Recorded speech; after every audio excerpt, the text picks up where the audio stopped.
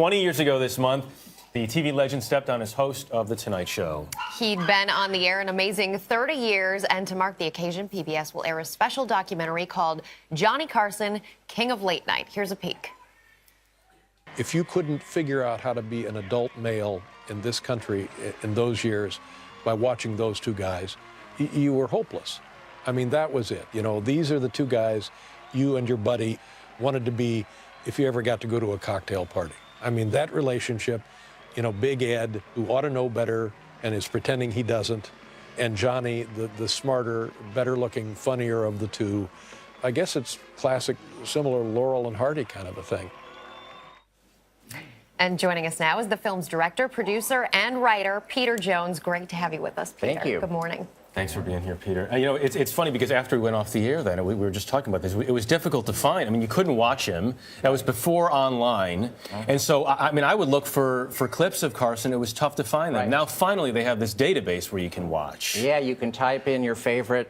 We autobiographically wanted to clue into Johnny's past, so we would type in Nebraska. Up would come all references to Nebraska. Divorce. Many references to divorce. He was this very notoriously private individual, Yes. though. And it's so interesting when you hear about his stories when he would be out in public without the camera rolling. He was not this big personality. That is absolutely true. Johnny Carson was the most famous man in America for 30 years, yet he could walk, after he retired, he could walk down the street and somehow be invisible to people. He was a magician. It was an amazing disappearing act. I always said Johnny Carson would hide in plain sight. Because the entire focus was on the show. Yes. And Johnny always said, I want my guests to look good. If the guests look good, I will look good. And Johnny Carson's secret was that he listened. You pursued him doggedly for years. Tell me about that. 15 search. years, I would write a letter every year coming up with a different angle. And finally, in 2003, Johnny Carson actually called my office and said to me, Peter, you write a damn fine letter, but I'm not going to do anything because I don't give a shh.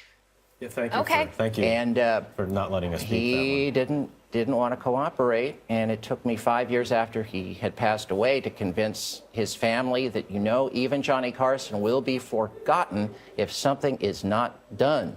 You spoke to 45 friends, family, people throughout his life. What surprised you the most to learn about Johnny? What surprised me the most about Johnny Carson was how much his ex-wives still adored him.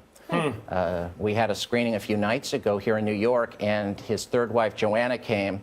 She wanted to take the microphone during the Q&A and tell everyone that Johnny and she talked after their divorce, and he was the love of her life. What kind of a husband was he while they were married? It was difficult being married to Johnny Carson because sometimes he would drink too much and his personality completely changed. He would become verbally abusive, and this was very hard for them to endure. And it was always the wives who filed for divorce, never Johnny. You talked about his love of the guests and really listening to them. Which guests were banned from his program? You know, no one was. He hated rock and roll music, so there was never any rock bands on The Tonight Show starring Johnny Carson. Joan Rivers broke his heart. She was the permanent guest hostess, and as we all know, she didn't tell Johnny when she got her show on Fox.